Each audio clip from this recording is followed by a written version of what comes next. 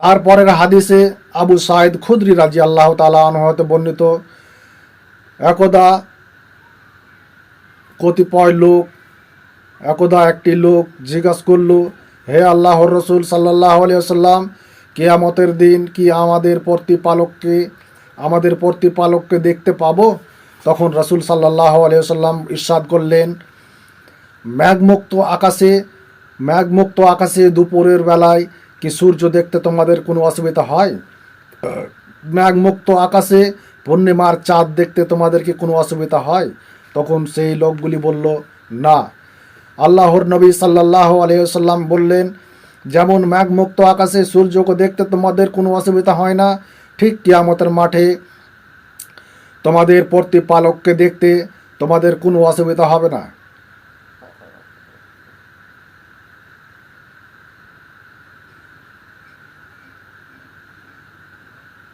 জাবেদ,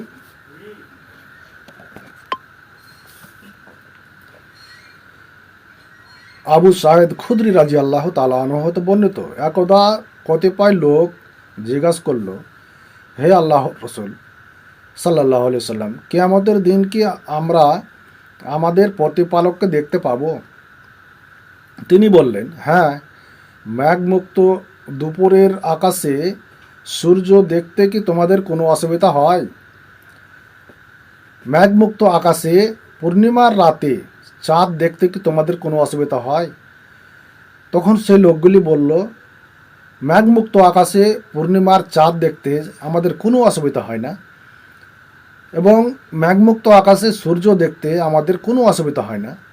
তখন আল্লাহর রসুল সাল্লাল্লাহু আলাইহি ওয়াসাল্লাম বললেন, যেমন মেঘমুক্ত আকাশে সূর্য দেখতে তোমাদের কোনো অসুবিধা হয় না, ঠিক সেরকম আল্লাহ সুবহানাহু ওয়া তাআলাকে কিয়ামতের ময়দানে দেখতে তোমাদের কোনো অসুবিধা হবে না। আল্লাহ সুবহানাহু ওয়া তাআলাকে সমস্ত মানুষ এবং সমস্ত সৃষ্টি আল্লাহ সুবহানাহু ওয়া তাআলাকে দেখতে পাবেন, এবং সমস্ত মানুষের মুখামুখি হয়ে আল্লাহ সুবহানাহু ওয়া তাআলা হিসাব নিকাশ নেবেন। সমস্ত মানুষকে নিজ নিজ হিসাব আল্লাহ সুবহানাহু ওয়া তাআলার সামনাসামনি হয়ে দিতে হবে। কিয়ামতের মাঠ অনেক ভয়াবহ, কিয়ামতের মাঠ অনেক জটিল ও কঠিন। কিয়ামতের মাঠ যত কঠিন, জাহান্নাম তার চেয়ে অনেক অনেক অনেক বেশি কঠিন।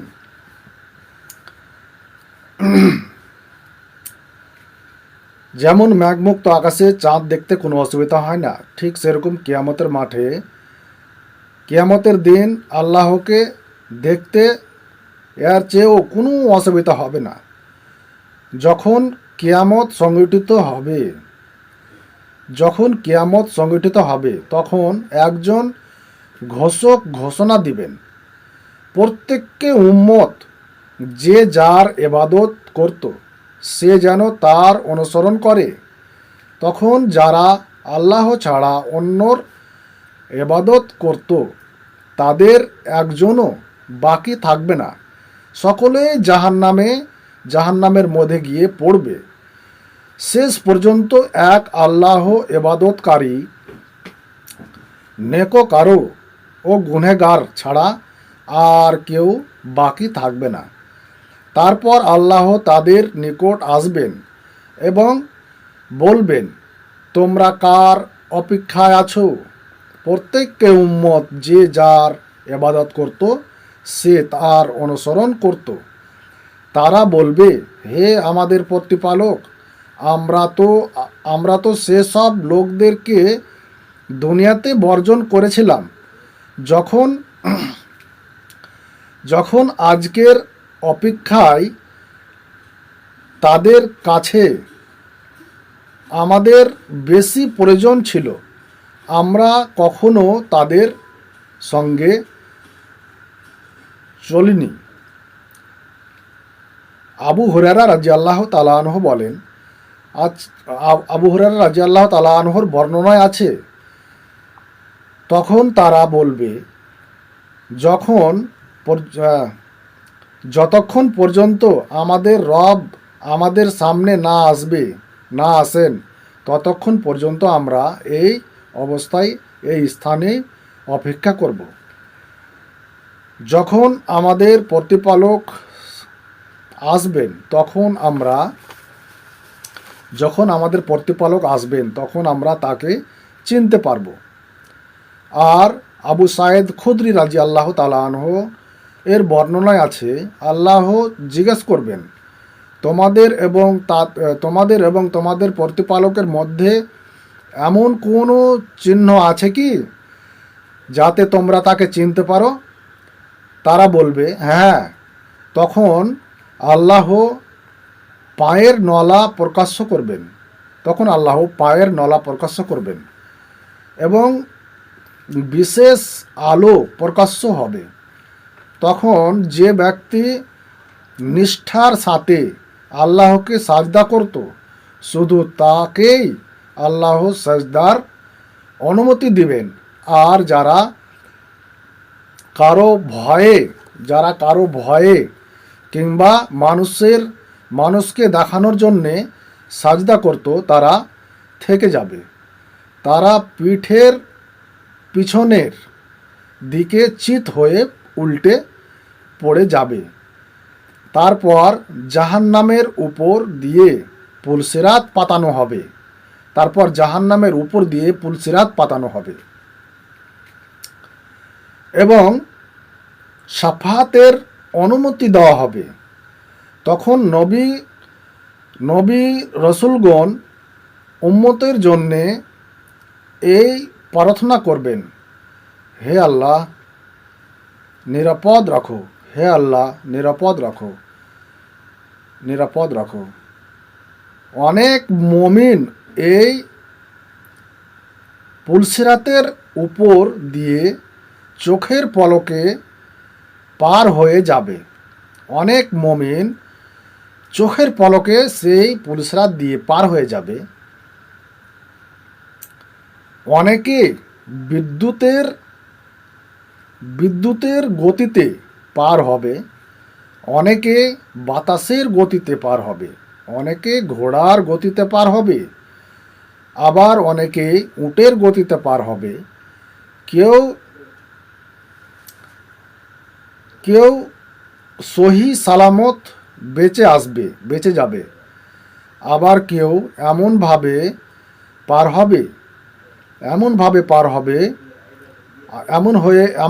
পার হয়ে আসবে যে তার দেহে ক্ষত বিক্ষত হয়ে যাবে।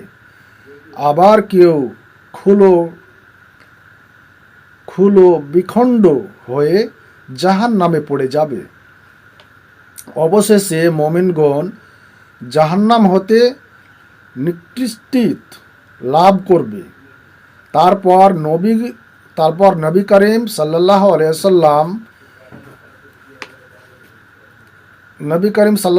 সাল্লাম কসম করে বললেন, তোমাদের যে কেউ নিজের হক বা অধিকারের দাবিতে কত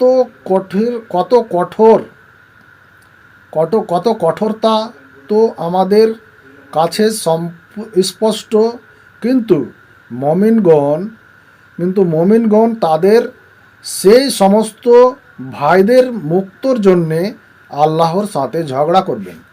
প্রিয় শ্রোতামণ্ডলী, নবী করিম সাল্লাল্লাহু আলাইহি সাল্লাম বলেন, সে মুমিনগণ নিজদের ভাইদের জন্যে আল্লাহর সাথে ঝগড়া করবেন যে আমার ভাইকে জাহান্নাম থেকে মুক্ত করুন।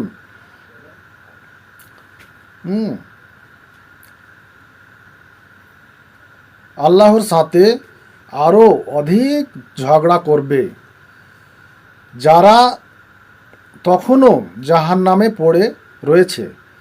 তারা বলবে, হে আমাদের প্রতিপালক, এই সমস্ত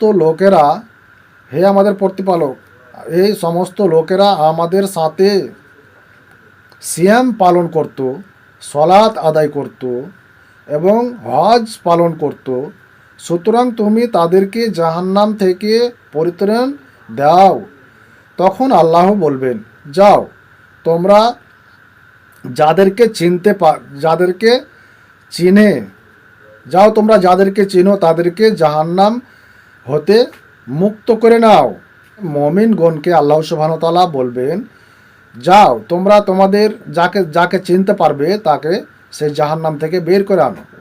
তখন সেই মুমিনগণ যাবেন জাহান্নামে, নিজেদের বন্ধুদেরকে, নিজেদের ভাইদেরকে সেই জাহান্নাম থেকে বের করে আনার জন্য। তখন তাদেরকে কিভাবে চিনতে পারবেন?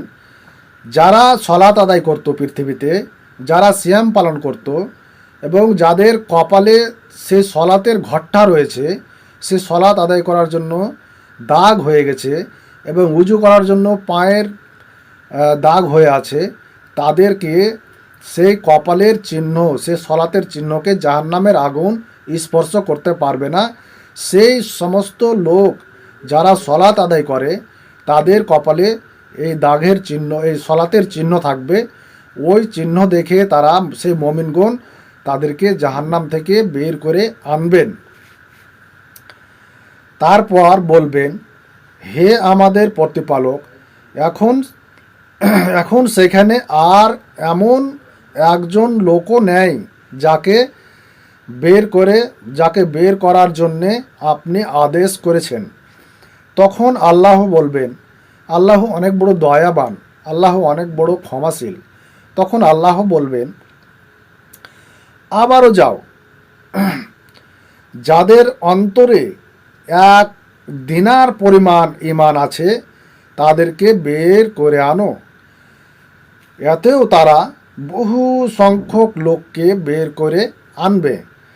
তারপর আল্লাহ বলবেন, পুনরায় যাও। আল্লাহ আবার বলবেন, তৃতীয়বার সে মুমিনগণকে আল্লাহ সুবহানাহু ওয়া তাআলা তৃতীয়বার বলবেন, আবারও যাও। দেখো তো, কোনো অর্ধ দিনার পরিমাণ যাদের অন্তরে ঈমান রয়েছে তাদেরকে সেই জাহান্নাম থেকে মুক্ত করে, জাহান্নাম থেকে বের করে আনো। তখন আবারও সেই মুমিনগণ যাবেন এবং গিয়ে যাদের অন্তরে সমপরিমাণ, কানা পরিমাণ ঈমান রয়েছে তাদেরকে বের করে আনবেন। পরিমাণ ঈমান আছে তাদের বের করে আনো। সুতরাং তাতেও তারা বহু সংখ্যক লোককে জাহান্নাম থেকে বের করে আনবে। তারপর আল্লাহ বলবেন, আবারও যাও, যাদের অন্তরে 1 বিন্দু পরিমাণ ঈমান আছে তাদেরকে বের করে আনো। আবারও তারা বহু সংখ্যক লোককে জাহান্নাম থেকে বের করে আনবে এবং বলবে,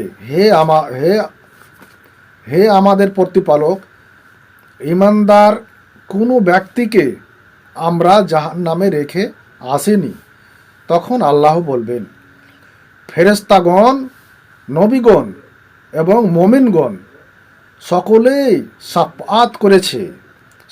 সাফাত করেছেন, সকলেই নিজের নিজের উম্মতকে এবং নিজের নিজের বন্ধুকে, নিজের নিজের ভাইকে সেই জাহান্নাম থেকে বের করে এনেছে।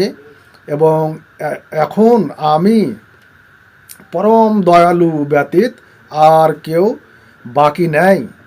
আল্লাহ সুবহানাহু ওয়া তাআলা বলবেন, সকল নবীগণ, সকল ঈমানদারগণ, সকল মুমিনগণ নিজ নিজ উম্মতকে এবং নিজ নিজ ভাইকে, নিজ নিজ বন্ধুকে সেই জাহান্নাম থেকে বের করে এনেছে এবং সাফাত করেছে। এবং আমি দয়ালু ব্যতীত, আমি রহমান, আমি পরম দয়ালু ব্যতীত আর কেউ বাকি নাই। এ বলে তিনি মুষ্টি ভরে এমন একদল লোককে জাহান্নাম থেকে বের করে আনবেন যারা কখনো কোনো নেক কাজ করেনি, যারা জ্বলে পুড়ে কালো কয়লা হয়ে গেছে।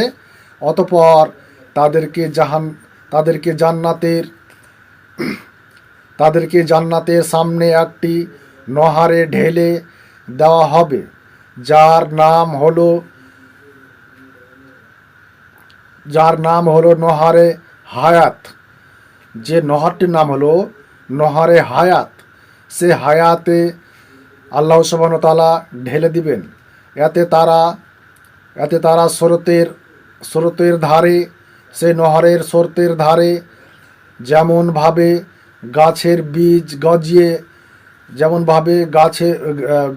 বীজ গজায়, তেমনভাবে অঙ্গ প্রত্যঙ্গ সজীব হয়ে উঠবে। তখন তারা সেখান থেকে বের হয়ে আসবে।